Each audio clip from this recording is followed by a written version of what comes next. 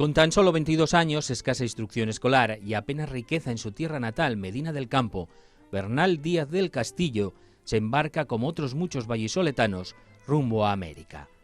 Era el año 1514 y se une a la expedición de Pedro Arias Dávila, que ya era gobernador de Castilla de Oro. Parece ser que él fue en la expedición de Pedro Arias Dávila, que era un segoviano, en una expedición importantísima, la más florida, que había llegado a las tierras del Caribe y llegan a la zona de Panamá, y allí era Castilla del Oro. Como allí no le dan encomiendas en Panamá, decide con otros compañeros trasladarse a Cuba.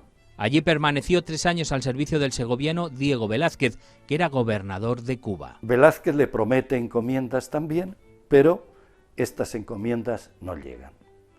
Al no llegar estas encomiendas, se une a otros compañeros y entonces hacen una expedición en 1517 por el Mar Caribe y descubren México, descubren la península de Yucatán.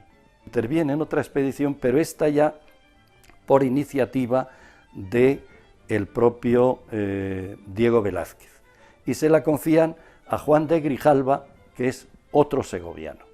Esas dos expediciones representarían lo que fue el predescubrimiento de Nueva España, que el mismo Bernal se lamenta después de que Hernán Cortés se atribuya el descubrimiento de México, cuando él ya ha estado 2 veces allí. Más tarde, Bernal Díaz del Castillo formaría parte de la expedición de Cortés.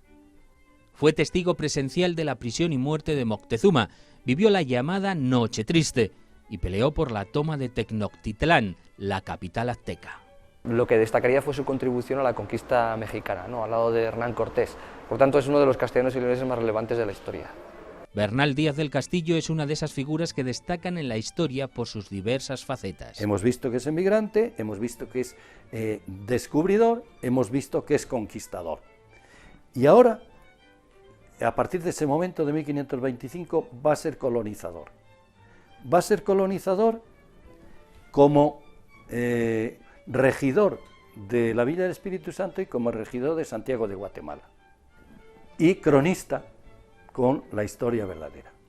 Pero claro, la importancia de Bernal, ¿por qué tiene esa importancia universal?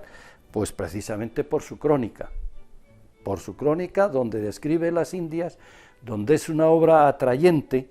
Es una reconstrucción épica, pero que además tiene un ritmo trepidante y que da cuenta, a veces de manera descarnada, de la violencia de ese momento. El lenguaje que emplea él es muy bueno y es un clásico, y pasa a ser un hombre del XVI en pleno siglo de oro como cronista, porque hace un castellano muy bonito y muy bueno, y muy rico.